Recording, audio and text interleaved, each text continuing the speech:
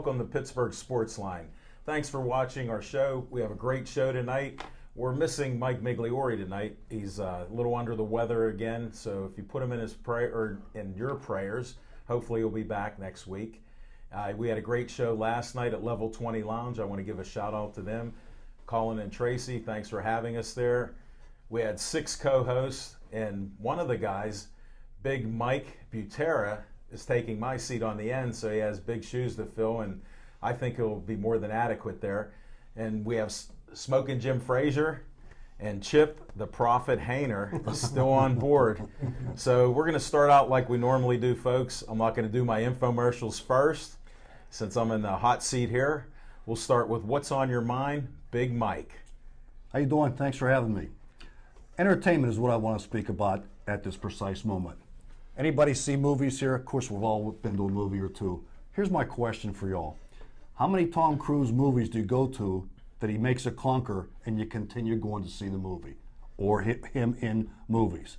I saw him earlier on in his career, a movie called Taps, where he was kind of like a sideshow, but he's really portraying a good character, and then he started making these clunkers. So my point is, after 2 or 3 clunkers of his, I stopped going to see a Tom Cruise movie. And I'm using him as an example. It could have been, well, it couldn't be De Niro because he's awesome and in everything he does.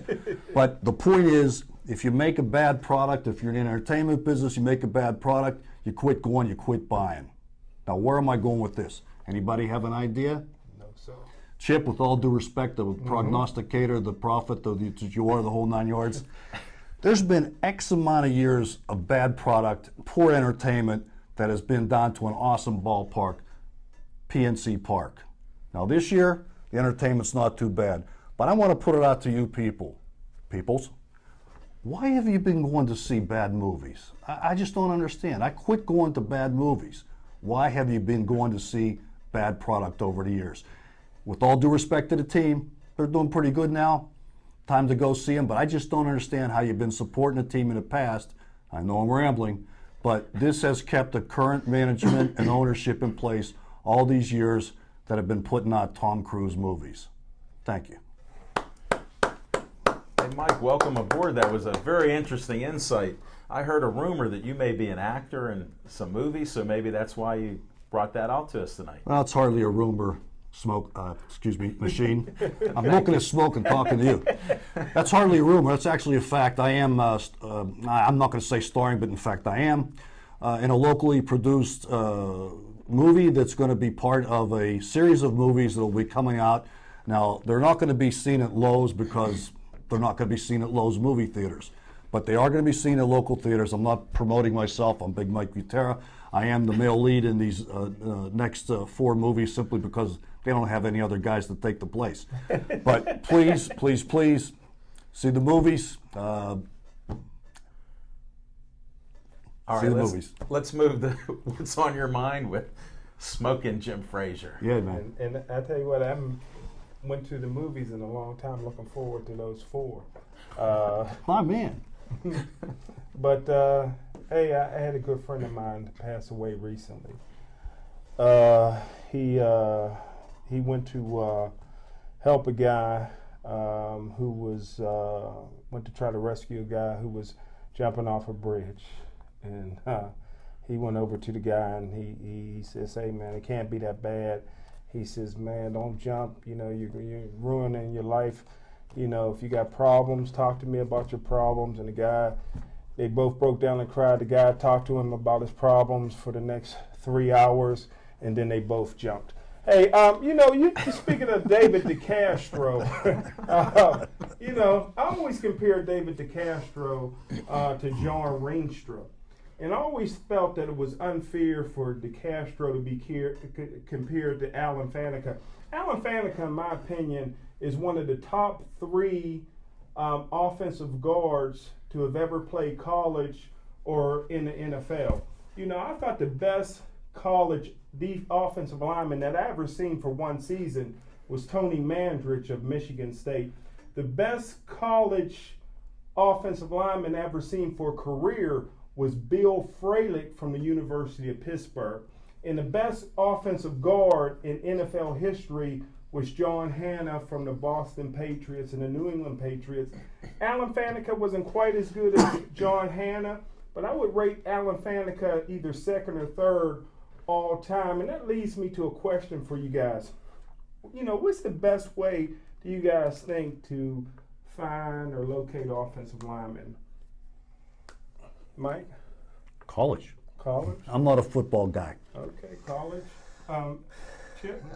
And I would have to scout the colleges and see who's, pancaking people, which is something we don't see on the Steelers O-line. Yeah, good point. The machine?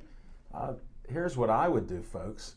To have any question answered about football, go to the guy that watches 4-8 hours a day of football. So you got to talk to Smoking Jim Frazier. That's who I would call up. And your fantasy picks. So all of you watching, if you need any fantasy sports picks, you have to either call me or Smoking Jim, because I'll hook you right up with him. But Smoking Jim, all kidding aside, what do you think? Well, you guys were near correct, but here's the best way, and this is what I tell every general manager and scout in the National Football League, and no one listens. The best way to get an offensive lineman is to get an already proven commodity. The Pittsburgh Steelers did it twice. They went to Detroit Lions and got an all-pro offensive guard center, Jeff Hardings. Hardings came in here and played lights-out football for the Pittsburgh Steelers for 5 or 6 years. And then at the end of his career, they went to get Flozell, the Hotel Adams, who was all-pro for the Dallas Cowboys for many years. He came to the Pittsburgh Steelers on one leg and still was their second best offensive lineman, led them to the Super Bowl. Pittsburgh Steelers, all you have to do, your offensive line has been horrible for the last 6 years, averaging over 50 sacks a year. Every offensive lineman, free agent in the National Football League wants to play. They grow up wanting to play on the offensive line for the Pittsburgh Steelers. Do the right thing. Go after a proven commodity. Smoke, may I ask a question here? Yes, I call him Smoke. He's a personal friend of mine. Are you advocating, if you're asking to bring in a proven commodity, as you said, then you have to pay for that proven commodity, which is basically draft picks? Is that how it goes? No, if you're a free agent, a lot of these guys at the end of their career, it didn't cost them that much for Jeff Hardings. Jeff Hardings, at that point, wanted to get out of Detroit. A lot of times when you play for 8, 9, 10 years, you're not going to get the huge contract. Flozell Adams came here for the league minimum. He was in the last year of his deal. Dallas couldn't afford to pay him. He came in here for the league minimum. Plexico Burris is out here right now and scored 8 touchdowns, willing to play for the league minimum $750,000. Why isn't he on a Pittsburgh Steelers team? We can use a guy like that, 6'6" in the red zone. So there's guys out there, but you got to think outside of the box and do the right thing, especially when most NFL scouts wouldn't know Mickey Mouse from Donald Duck. So why continue to go into the draft when they've been drafting? I've been grading their draft D to D- in the last several years. But are you saying to bring in one of these guys at the end of his career or at the peak of his career? I mean, somehow one of them trying to figure out how you. Hey, Mike, we're going to have to interrupt you because this is like what's on our Claudio? mind. Yeah, we're gonna interrupt you. I'm not interjecting. I'm actually doing an interruption here because we'll all finish what's on our mind. You're not sure with our format. What we do is we do a little conversation on normally what we don't talk about later, but since we have one of the experts on the NFL, we talk later about the sports. But we'll get into those questions a little bit later because Smoking Jim is an expert on it, as you'll find out. Even more so, he'll answer all of your questions and maybe put you to sleep on that because you won't have any more questions. Put me in your movie! But there's always a spot for you, Smoke. I sit corrected. Right on. No problem. And now, great insights, of course, from the scout there, but we got to go to Chip Hayner here. What's on your mind? What's on my mind? Just off the top of my head, we were having some conversations last night about some issues with baseball. Where at? At the Level 20 Lounge over here in Bethel Park. We were having some conversations, and we're talking about players being punished for performance-enhancing drugs and everything. But the spin I'm going to put on that this evening is it's going to touch on the unions. And right now, the National Hockey League is in jeopardy of having a lockout, which is going to happen on the 15th of September if they don't agree to a new collective bargaining agreement. And I really kind of feel that the unions are doing such a disservice to sports in general and to sports fans.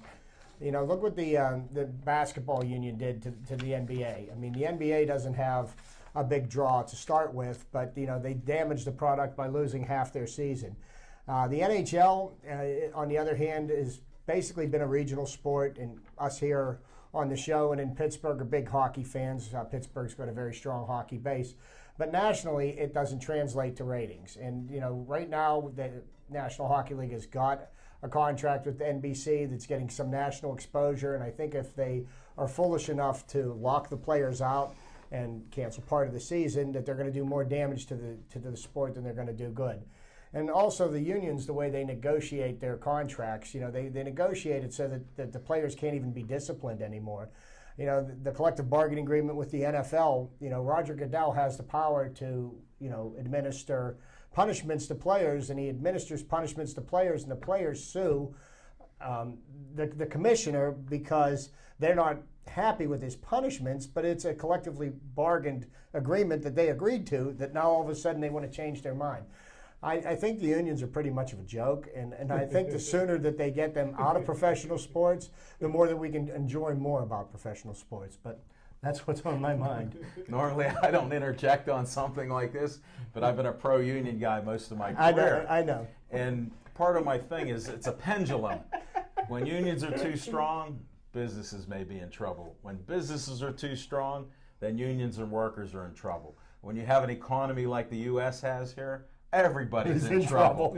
But my point to the unions, a lot of these companies and also leagues use the unions to discipline and get what they want. They take care of the top 10% of the players. The rest they don't really care about. And that's who you have complaining, and they don't like the discipline. Most people, and I've helped negotiate numerous contracts into the millions of dollars. Wow. And people don't hold a gun to your head to sign those contracts. Those days were gone. So there is what's called a compromise. And most people don't realize that because everybody says when they sign a contract or negotiate one that they won. The company will say they won. The league says they won. The unions of the players, they say they won. Well, who really won? It was a compromise. And if they did win something, guess what they're going to do the next contract? Come back and get it all. And what I've said on the show, and you guys have heard this, if somebody's getting 60% of your revenues and you're the players, it's called the tail wagging the dog. That's your point, and I agree with the point in general, what you're saying, the specifics. Mm-hmm. Goodell was put in charge of all that to keep the animals under control. Okay. And that's what he's doing. Because think about it, that's what they do. And now hockey is going to be like baseball because who's the lawyer for the players' union? Yeah, exactly. Right. But and that's what happens. They offered to split the profits 50-50. Now, can you think of any major corporation in the United States that has hundreds or thousands of employees and you know, I own the company, and you're going to tell me you're going to split my profits with me?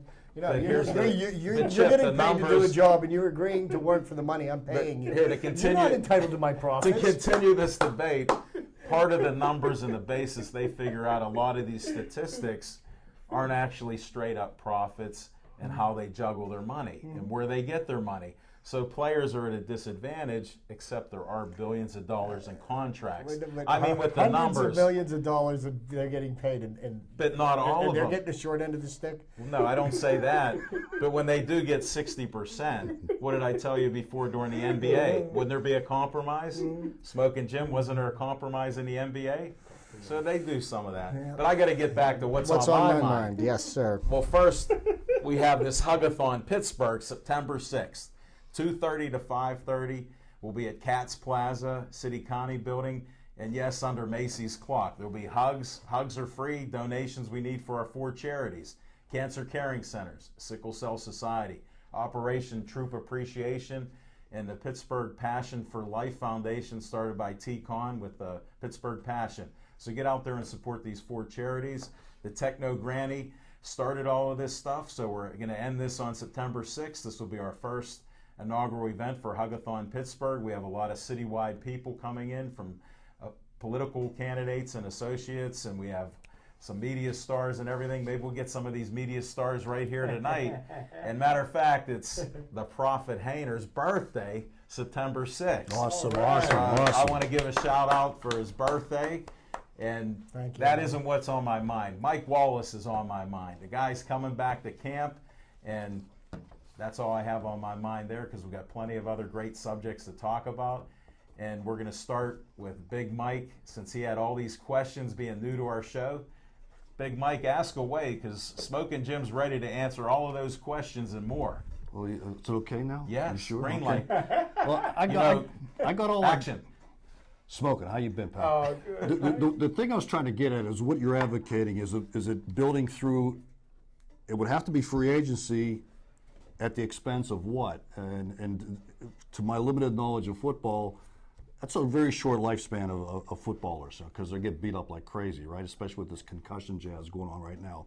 So when you spoke about bringing in a proven vet, what point of his career are we bringing him in? At 5 years where he's peaking, or I'm trying to determine two things. One is how much does it cost, and what are you advocating when it comes to building through free agency at the expense of the farm team, which is colleges, or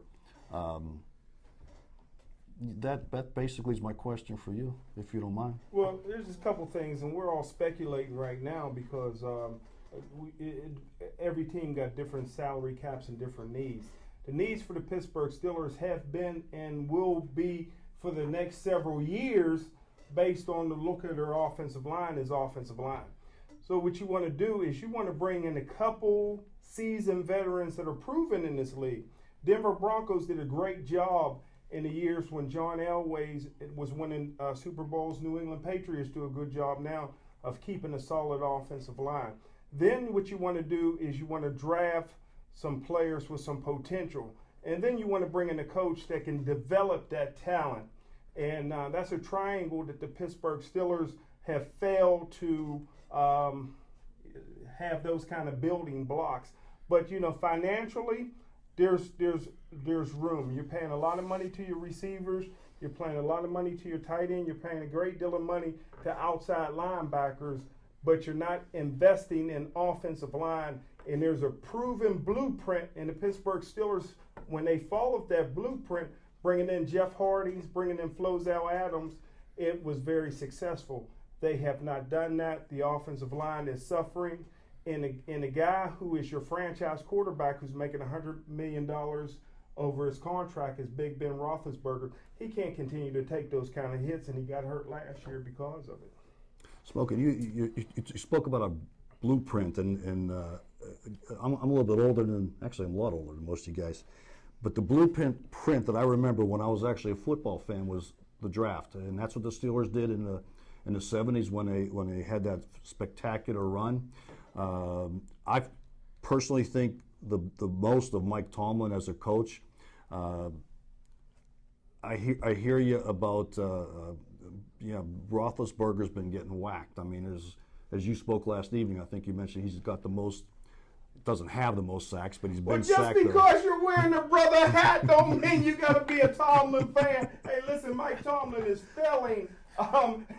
Seriously, listen. Back in the day, listen, don't forget the Pittsburgh Steelers for 40 years never made the playoffs. What was the ingredient for the Pittsburgh Steelers to make the playoffs? Chuck Noll. Chuck Noll came in. Chuck Noll brought in a general manager by the name of Dick Haley, who had an offspring that don't have his DNA, I don't think, in Todd Haley. But Dick Haley and Chuck Noll developed that draft, and then they got a black guy in named Bill Nunn that went to the black colleges to get players that nobody's ever heard of, the John Stallworths, the Ernie Holmes, the L.C. Greenwoods. I don't know if they ever got a degree, but the Dwight Whites, but they could play ball, the Donnie Shells, and that was it. And Chuck Noll could teach them, he could develop them, and so forth. It's been watered down since then. Kevin Colbert's doing a terrible job. Kevin Colbert, don't forget, this is not his first cup of coffee. Where did Kevin Colbert come from? The Detroit Lions. Him and Matt Millen destroyed Detroit. He got off that band. He's here with the Pittsburgh Steelers. They've been doing a poor job. Mike Tomlin has yet to do anything. He inherited the position from Bill Cowher, who was a great coach. This is Bill Cowher's coaching staff. This is Bill Cowher's system, and this was Bill Cowher's players. I'm predicting now the Steelers to go 8-8 only because a lot of Bill Cowher players have been retiring. I thought you went 11-5 last night. Well, that was me. Jim, Chip, what do you think? Jim, I know how critical you are of Kevin Colbert and Mike Tomlin, but let's not lose sight of the fact that what have the Steelers done in the last 10 years? They've been competing for the Super Bowl almost every season when there's hosts of other teams that haven't even seen the playoffs. Something about the Steeler way has worked, and I think the free agency theory. Here's one thing that the Roonies are never going to get into it. They're not going to get into a bidding war for players, and somebody is always going to pay somebody more than the Steelers are willing to offer them. When the Steelers go and get a free agent, you notice that they always get him at a bargain price. They don't ever pay top dollar for any of these free agents. They're never going to be the highest bidder. And, for the last 40 years, they have built through the draft. It has been a system that works, but, building through the draft, it's a crapshoot.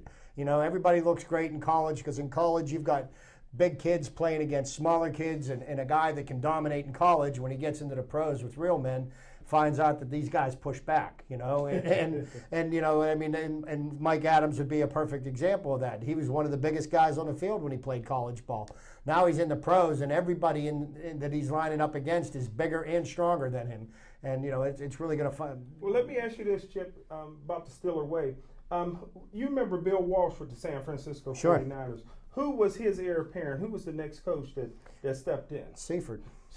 Everybody thought Seifert was a great coach because Bill Walsh left him a dynasty, and still Seifert went to Carolina and they found out he couldn't coach.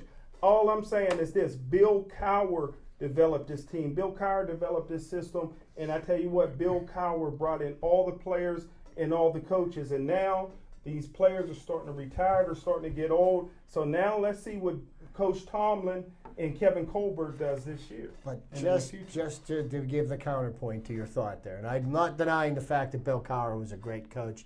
Great. I know Mike Mig is probably clenching his fists and getting ready to punch the TV set right now. But Bill Cowher, over a 15-year career, averaged 10 wins a season. I mean that's. But didn't Bill Cowher inherit a team from a Hall of Famer? What was his name? Chuck Noll. And didn't he do something that no other head coach in NFL history has done? The answer to all those questions is yes. So, the same can be said about Cowher. Cowher wasn't handed the keys to a jalopy. He was handed the keys to a pretty fine, well, here's the only difference, machine. And I agree. And one thing I love about Bill Cowher, who's a personal friend of mine, not just a Facebook friend, is Bill Cowher. Have you ever been out with Bill Cowher? Plenty of times. Bill Cowher. Can we talk off the set about Don't forget that they said Bill Cowher used to run around with Cordell's sister and Bennett's sister. So he loves lips, hips, and fingertips. But hey, listen. but that'll be for our other show. When Bill Cowher got hired in 1992, what I loved about him, don't forget the Steelers was down, and Cowher says, we got a lot of talent on this football team. Chuck Noll still had talent. Here's the difference between Seifert, Tomlin, and Bill Cowher. And if Ken Wisenhunt and Russ Grimm would have got the job, I'd have still said it was Bill Cowher's team because they kept all the coaches and all the players. What Bill Cowher did, he came in, fired every single coach except for Dick Hope, and he brought in all his coaches and all his system. That's the difference. Mike Tomlin got hired and had to keep all the coaches, all the players in the system. Dick LeBeau ran the offense. Arians ran the offense. LeBeau ran the defense. What does Mike Tomlin do? Maybe he runs the special teams because he fired the special team coach. Wait a minute, he had an assistant special team coach. What team in the NFL has a special team coach and an assistant special team coach? But mighty Mike Tomlin. But who taught Bill Cowher what he knew? He learned it from Marty Schottenheimer. That's right. And Marty Schottenheimer's. What did he win? Marty Schottenheimer's biggest drawback as a head coach is that he could never win the big game, and that much was true for Bill Cowher up until the year before he ended up retiring, because he'd made it to how many AFC Championship games and fell short. He made it to Super Bowl 30, and that is a game that the Steelers by all rights should have won. Neil O'Donnell, whoever paid him to hand the ball off to whatever. But Cowher had the same kind of problem. But I honestly don't think Tomlin's doing a bad job. I mean, you can't. Well, you know what? You two better agree to disagree. How many seasons? One last question. Where's Marty Schottenheimer? Where did he play high school football at? Fort Cherry. Fort Cherry. There you go. Right with Marvin Lewis. Yeah, I love Marty Schottenheimer. Don't forget, Fort Cherry also produced the first black player in 1933 for the Pittsburgh Steelers, Ray Kemp. And, so there's a lot of things. Here's a little fiction and fact from Smoking Jim's Almanac. But here's one last fact everybody's missing. Everybody talks about Bill Cowher, who I think should be in the Hall of Fame right now today. Listen, what did Chuck Noll have when he won the Super Bowls? He had a first-round draft pick quarterback. What did Bill Cowher have when he won the Super Bowl? He finally got that quarterback and Big Ben Roethlisberger.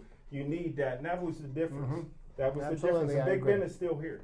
Yep. And that's why we like talking sports and Steelers football, because I think it's a combination of everything. Bill Cowher, I thought, was one of the greatest motivators, but I didn't want him managing my clock at the end. I didn't want him calling the plays at the end. I wanted somebody else to do it, because as people know, we had the horses to win a few more Super Bowls. I sincerely believe it by the talent of the other teams in the divisions and the league at the time. And many times we played not to lose.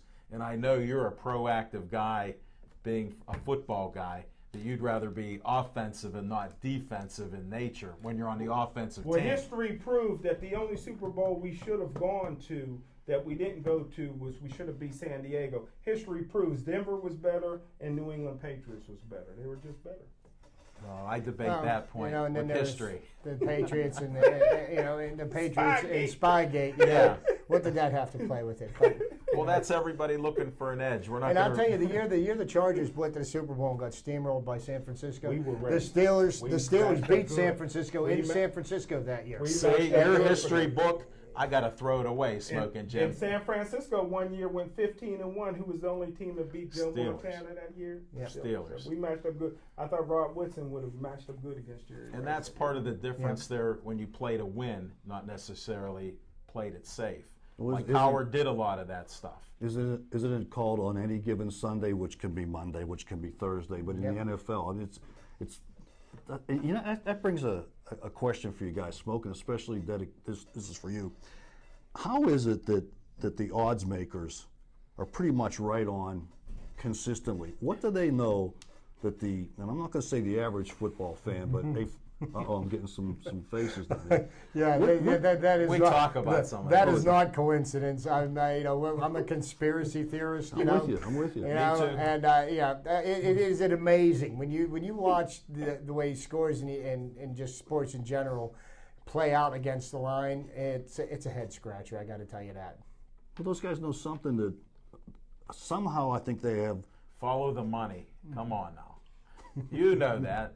We're not going to get into neighborhoods. I'm going to start betting when they get replacement bookies. Now you're talking, because what happens with the referees? That's another point. That's a good point. We're getting about a week, 10 days away from the kickoff of the NFL season.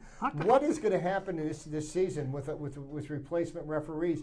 It has been a comedy of errors in the preseason games. When the games actually count, I mean, what's going to happen? I mean, people are going to be in an uproar. Calls are going to be blown left and right. Teams that should win games are not going to win games, and I think they're going to make a complete farce out of the season. I can't tell the difference. Head tail. Here's where I tell the difference. On the defensive side, there's players that are getting away with pulling uniforms off of guys, knocking them around. They're holding their arm on them. You know that. You watch hours of film. These referees, they want to get paid.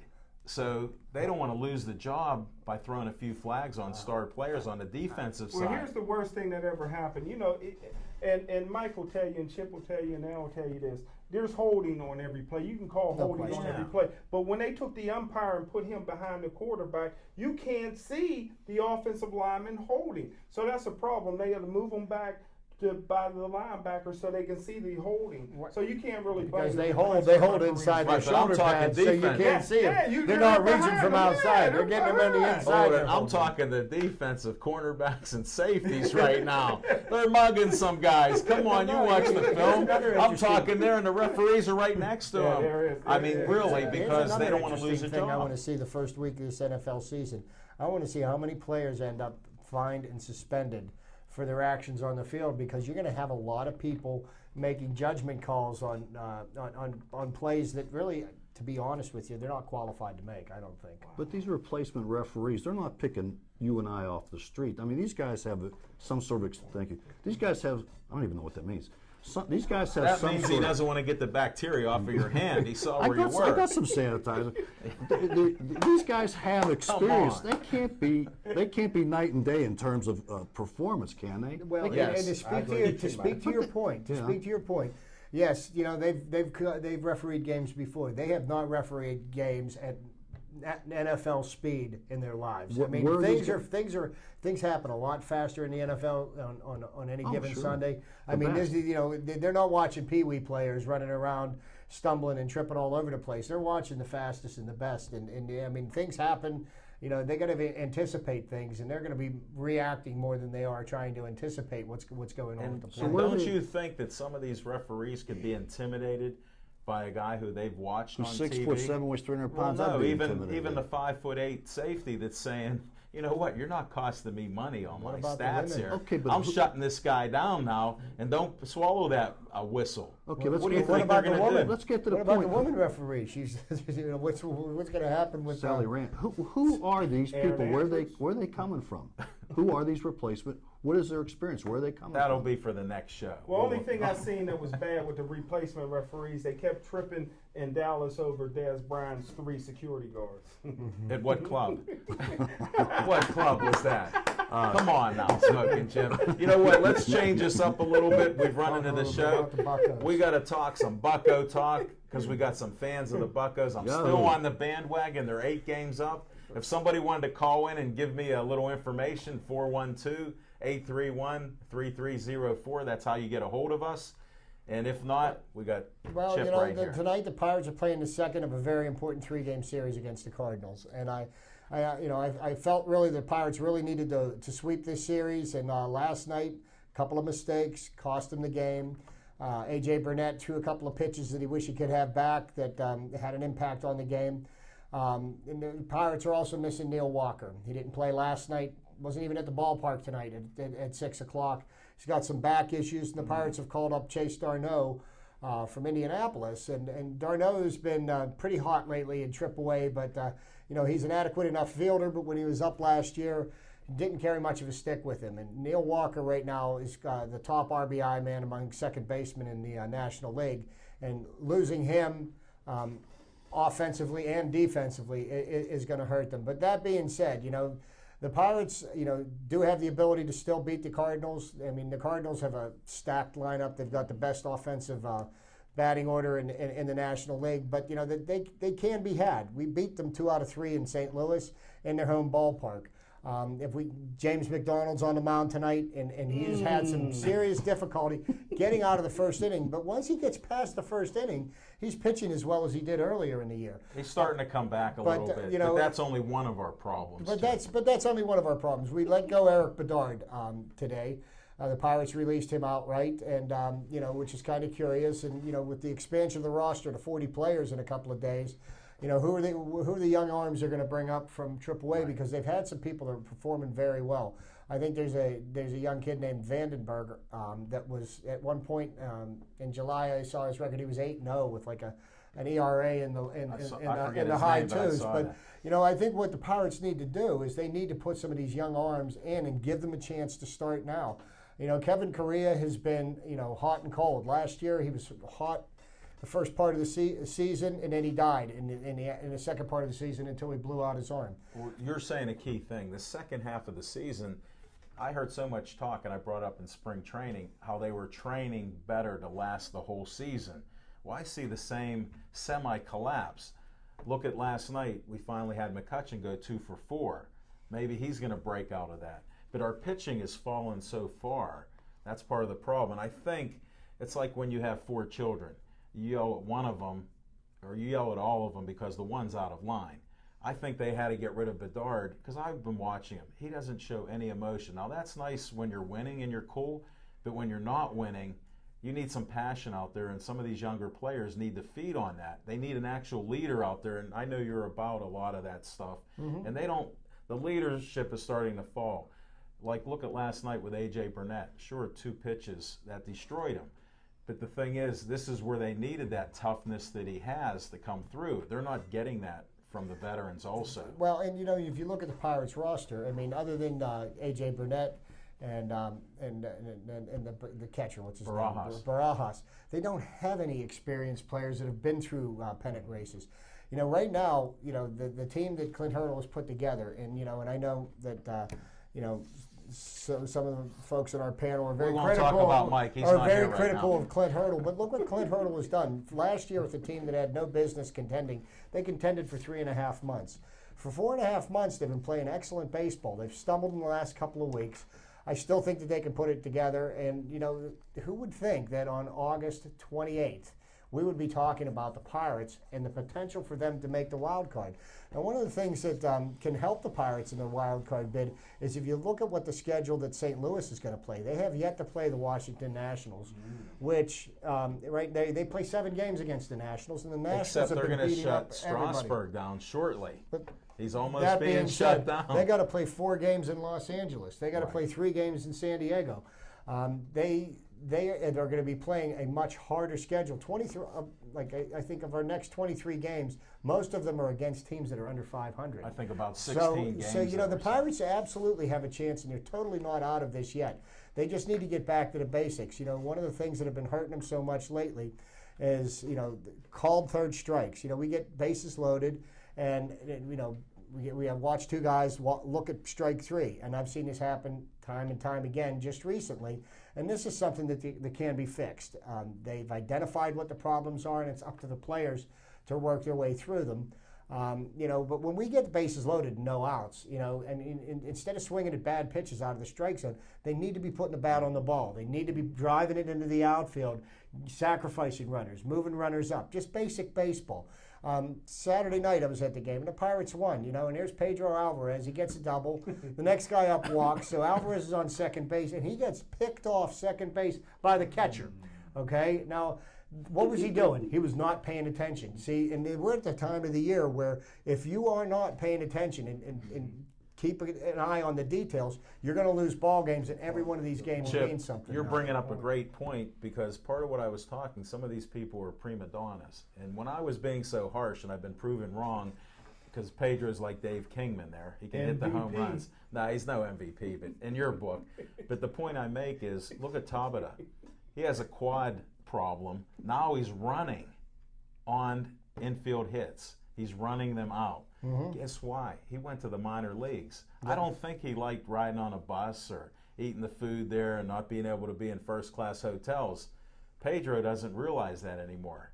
He's got his money. He got the women in the stands, like smoking Jim Notice, the wives.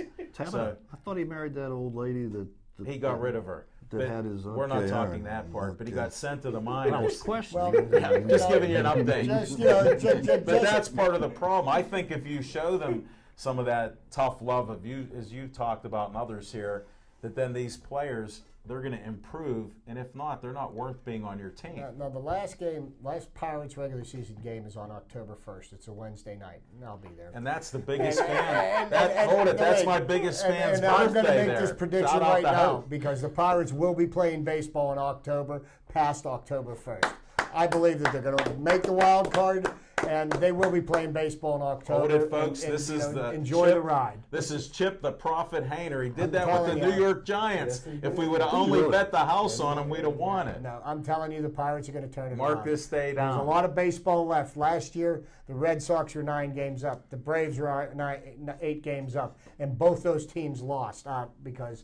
In the last game of the season. So you know what? Anything can happen, and I think we've got the horses to win the race. Chip, if you can see the future, tell me if my wife is ever going to like me again. Just a question. Sometimes you got to stick your neck out, but I believe in the Buccos. I believe in what Clint Hurdle's doing, and I think at the end of the season, to be honest with you, to speak on Clint Hurdle, he needs to evaluate the team and see where we need an improvement. He also needs to evaluate his coaching staff, and I honestly feel that the batting coach, Richie, he needs to be evaluated because we're in the bottom 3 in batting in the National League, and if we're ever going to contend, we've got to be at least in the middle of the pack or the middle to the upper part of the pack. Hey, why not shoot for being the best? But hovering around near the bottom is not going to win you any championships. Somehow he gave him the Kool-Aid for home runs this year. If the batting coach did that, I sort of like the home runs. I don't know about you guys, but I like the home runs. Here's what they're missing right now. They're getting the hits now. They're not getting the clutch hits with runners in scoring position. And that's what the difference is between us winning games in June and July and us not winning games in the last 2.5 to 3 weeks. We're getting runners on base. Guys are getting hits, but they're not producing. Well, here, I have a question for you. We get swept by St. Louis right now. I personally feel the bandwagon's broken and they can't get the wild card after they lose 2 more games to St. Louis. That's my personal belief, and I'm on the bandwagon. And you believe if they get swept, even if they get swept, my prediction stands. I say that we'll be playing baseball. Just trying to put you on the spot there, Chipper. And I'm going to stick my neck out. And you know what? If I'm wrong, I'm wrong. But I got this feeling. You heard it again, folks. That's why you should call in 412-831-3304. If I can't get you fired up about the Pirates, nobody will. Come meet Chip Hayner personally at Level 20 Lounge. We'll be back there September 17th. So see Chip Hayner, Smokin' Jim Frazier, our guest host, maybe a permanent guest host at Level 20 Lounge, Big Mike. And of course Al Levine, the talking machine. And I've got tickets to 7 of the games in September because I'm going to enjoy watching the pennant race because it's been a long time, and it sure is going to be sweet. I'll tell you what, Chip, you should be working for the Pirates as a promotional person because, as we said earlier when we were talking when we first met, your passion for the Pirates is off the charts. I love it. I wish that I had it, such as you do, because I had it at one time. I need your Kool-Aid, pal. Yeah, well, he won't bring any out for me. He gave me a sip. The team has been here since 1887. And, Pittsburgh has always been a baseball town, and Pittsburgh's always going to love its Pirates. And you know what? It's taken a long time to turn this ship around, and they've started developing a farm system which is going to produce results in the next year or two. You're going to see some players coming up, and we're not going to have to be spending all that money in free agency because we're going to, grow the talent from our farm system, which was completely going to this playoffs, right? Pretty much. But for years we didn't even have one major league caliber prospect in our entire farm system. And then why did they spend all this? Where are the hitters? Well, that's one thing we still don't have. We don't have the hitters. We got some fielders. Well, we had Marte, the Partey guy, come up, but he got hurt. Well, that was one of our hopes there that he'd come out and he looks great. He's gone already. Well, he pulled an oblique muscle. He's on a 15-day deal. What is an oblique muscle? And you don't have if you're batting, you twist when you bat. You can't swing a bat if you pulled your oblique. At this advanced age like us, Big Mike, we don't worry oblique. Yeah. Okay. Awesome. We worry obese. That's why they call me Big Mike. Wow. Some would say that. We've heard other rumors, but we're not going there first. See my movie. Okay, there we go. Hey, to change gears a little bit, we were talking Penguins and Unions and NHL, and you know how I feel about it. I think it's going to be similar to the NBA season that we had last year. There are 82 games. It's too long. They'll do a 60-game season. They'll start training camp October, November. Maybe they'll start playing in January. I think it'll be similar. They'll cut a compromise deal on what they pay out of the profits, and will the owners get the larger portion? Chip, I'm going to tell you right now, a bold prediction, no. They're going to cut off their nose to spite their face. They don't It would care. be the biggest mistake for the NHL. 2004, they threw away a whole season. And supposedly they fixed everything that was wrong with They lied. Chip, they lied. But the worst thing that they can do right now is put that sport on ice you've Whoa. got your Whoa, hey, pun intended? Yes. I like that. A great the sports Los Angeles metaphor. Kings won the Stanley Cup last year. That's the second biggest television market in the United States. And if you want to get any exposure, you got to go to these big markets, and you've got to draw people, and you're not going to do it if you shut off the season. The NHL, they have still the Canadian mentality. It's a small sport, and they don't care about anybody else. The players, it's all me society. They're not our role models. We talk about this on the show all the time. So this is what's going to happen. You don't want to face it, but when is training camp supposed to start? September. It's not happening. Well, hey, I got a question. You're the Union guy, and you seem to be the Pirate and the Penguin guy, and we're the good-looking guys down at this end. Hey, come on, tell me. You're the hat guys. Good looking is wherever good looking is. You two are the hat men. The question is, and this is like directed toward all union negotiations, be it a school, be it a sport, whatever. Why do we wait till the 11th hour to get to this thing when in fact we knew from like 2004 or whatever? Here's what you have to do. Do you know can you spell lawyers? No, I certainly can't. Okay, can you spell attorney? Absolutely. Okay, well, you can spell attorney. Think about it. When you put lawyers, attorneys, businessmen in here, it changed the whole dichotomy of how you negotiate. Don't use big words, Wow, but that, yeah, exactly.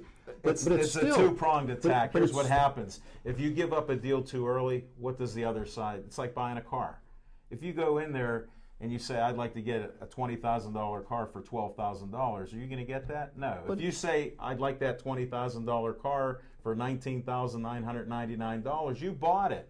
So did you buy too early or too late? It's human nature. Yeah, but if you go to the Consol Center where the Penguins play and you're expecting a Tom Cruise movie and you got a blank screen, or as Chip eloquently put it, no ice. It's on ice. I mean, come on. This is entertainment to a degree. Have you ever negotiated anything here, Big Mike? I told you I'm married. How'd that work out for you? I'm on a sports show. And what night of the week is this? I hope it'll be. But I think that part of it is you can't cut a deal too soon. And when you take it to that, and I think that that's a bunch of BS, because I don't think anybody benefits from work stoppages.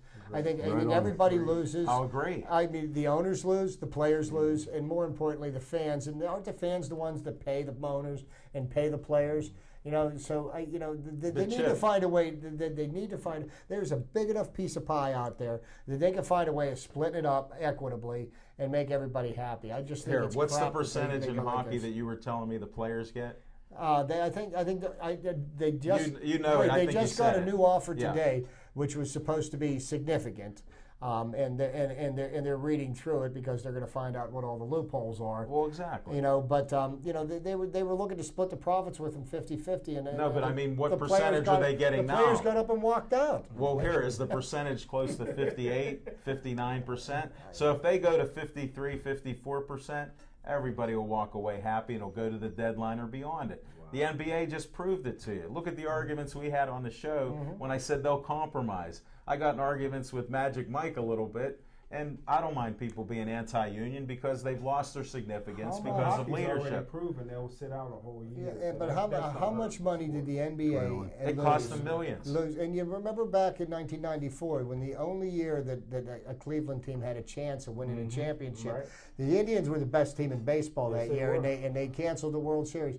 It took Mark McGwire and Sammy Sosa juicing themselves out of their minds in 1998 and having that home run derby before the fans came back to baseball. No way.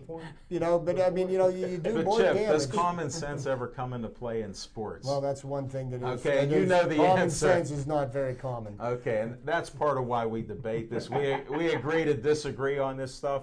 Whether unions are good or bad, I don't really know, but I'll tell you this much. A strike doesn't help anybody. And I'm on the record of that. I've been involved in strikes, work stoppages. Everybody loses. You name it. That'll be in my book and movie that Mike can star as me if he shaves that goatee a little bit. Because I'm getting as gray as he is right now, so I appreciate it. Can I give you guys a fantasy football tip? You know what? This is our fantasy football tip, 10-minute with Smoking Jim Frazier. Write this down, ladies I'm only and going gentlemen. to take a few seconds, but on draft day, I told you guys, I text you, and Yes. Pittsburgh Steelers asked me to draft or give them some players that they can draft to return kicks, because the Steelers did not want Antonio Brown returning kicks this year.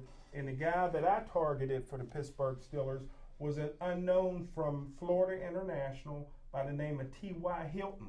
You did text me. And the Indianapolis Colts backstabbed me in the 5th round by taking T.Y. Hilton in the 5th round. Indianapolis Colts announced today that T.Y. Hilton is not only their kickoff and punt return man, he's their starting wide receiver, number 13. Caught 2 touchdown passes in the last exhibition game, killing it. So T.Y. Hilton, who was my guy, I was pushing for the Pittsburgh Steelers to return punt and kickoffs. Now he's going to be a star in the National Football League. Oliver, Andrew Luck, Chuck and Duck Luck, Dink and Dink. Throw the bubble screen to T.Y. Hilton, and he'll turn into a punt returner and do some great things for you in fantasy football. Speaking about And that's Andrew, a great tip. We need a few more of those. We're going to have a fantasy football corner here for you. Speaking of Andrew Luck and RG3, the 2 biggest names that were taken in the draft, I think they're going to be major disappointments this year as starting quarterbacks in the NFL. I think the kid that really is going to end up probably being the better quarterback this year in the draft is Ryan Tannehill, who's going to be starting in Miami. I think there's just, these kids are going to get way in over their head, and they're going to find out what it's like to, because they've never played against the type of animals that are going to be coming after them. And you know how defensive linemen and outside linebackers go after rookie quarterbacks. Well, my number 1 rated quarterback in this draft was not Luck, and it was not RG3, who I'm comparing to Cordell Stewart. My number 1 rated quarterback was Russell Wilson. And where's he starting at? Russell Wilson is the starting quarterback for Seattle Seahawks. I got to take my hat off. They got a free agent, Matt Flynn. He beat him out clearly in practice and on the field. So good luck to Russell Wilson this year. And as far as Tannehill, I like Tannehill. Tannehill kind of reminds me of Big Ben. He can move. He's athletic. Don't forget, for 2 years at Texas A&M, he was the wide receiver. And Jared Johnson, the 6'6" quarterback, who's the Steelers' 4th-string quarterback right now, was the starting quarterback for Texas A&M. So Tannehill is a great athlete. The only thing hurting him is they don't have any wide receivers. Chad Johnson headbutted his way out of the league. They don't have any wide receivers. And I'm not a fan of Philbin as a coach. Philbin played 1 year college football. Where did Philbin play college football at? 1 year, Washington and Jefferson. They beat the snot out of him, and he quit after 1 season. Well, one of the things that I'm kind of encouraged to see this year is that we're going to see no Chad Johnson and no Terrell Owens. I mean, I'm going to be so glad that these 2 prima donnas are off the TV mugging all year. Let them go back to reality TV, because they were failures at that. They may have been great football players, but you know what? Their circus act is not. Let me ask you this, Chip. Let me ask you guys: how are those guys broke? They both made $100 million in their career, and they're both bankrupt. It's real simple. They made $100 million, and they spent $101. Okay, it's simple math. If they would have got their degree, they would have figured that out on their own. Hold it. Do any of them go to clubs or anything, smoking Jim? I don't know what happens, man. I think they hit some clubs there. And I know, and I can't believe that Terrell Owens walked away from that $500 a week paycheck he was getting from the Wrangler, the Allen Wranglers. Yeah, and he had to give up part of ownership of the team. That was a pretty sweet deal. He shouldn't have screwed that up either. But maybe then he may make his child support payments. Can I give you guys my last? What was my stone cold lead pipe lock of last week? Anybody remember? I forget. The WPIL ruled Keystone Oaks, yeah. Ricky Rogers ineligible. I said the PIAA would do what? They ruled him eligible. So he's going to play football. Well, hold it, folks. Can't play basketball. Right. But he can play football this year. But here's the thing. Smoking Jim put all his weight and muscle behind this. He gave the announcement that once he gets in there backing something, like he backed Terry Smith on this. So I just want to see the tape and video of that conference there. But so you're saying Terry Smith is going to go out with a bang this year? Oh, man, I tell you what, the PIAA punished him. They said no basketball, but you can play football. We think you transferred for basketball intent. PIAA never ruled against Gateway yet. Insider trading. See the things you learned, Big Mike, here? We got awesome. We got a lot of insights here. I don't mean to bring this back to a serious discussion, certainly not me, but what I want to do is show my knowledge.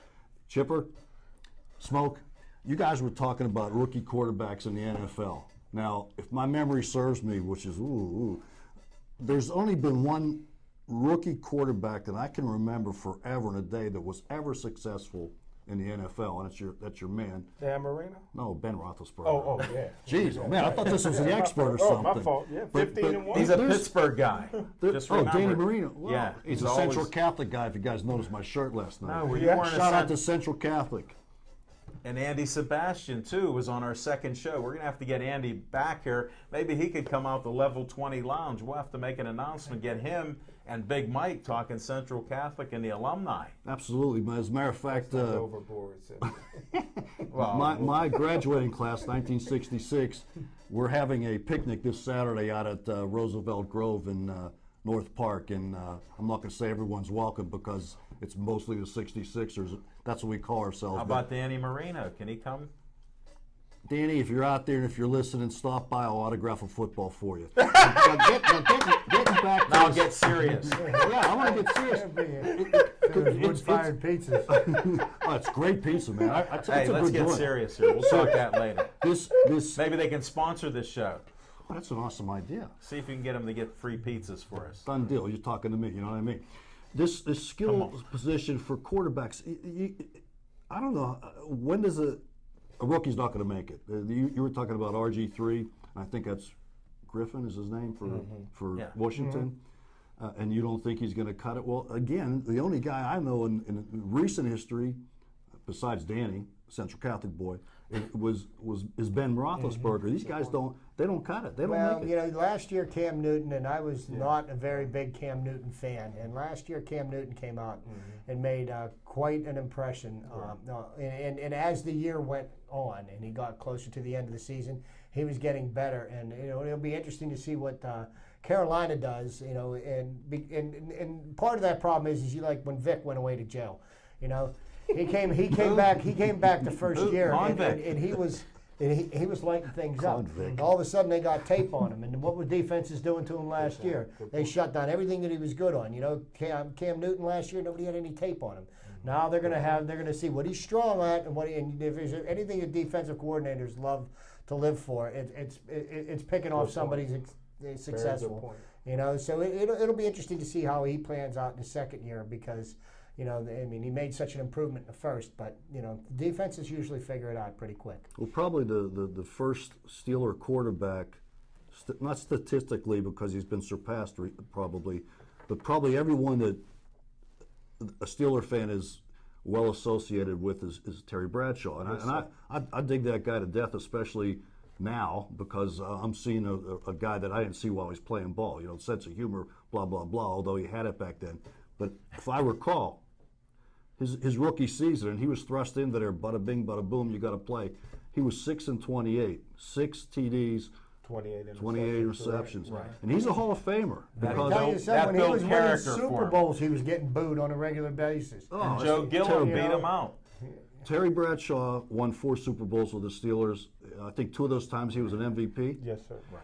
He ended up, I think his career stats were 258 and 258, which a lot of either picks and or TDs, but he's a Hall of Famer. Mike, we're going to have to end this show. It's been a pleasure having Big Mike Butera, Smoking Jim Frazier with NFL scouting and fantasy picks. The prophet Chip Hayner made his bold prediction. We will be playing baseball past October 1st in Pittsburgh. And I'm Al Levine, the talking machine. You're welcome back to our show anytime. See us September 17th. Level 20 Lounge, they got specials on beer. I don't know if you can say that on public access TV. $7 burgers. Come on out, check out the show, and watch us next week. We'll be here right after Labor Day for our show on Tuesday night. Thank you. Good night, everybody.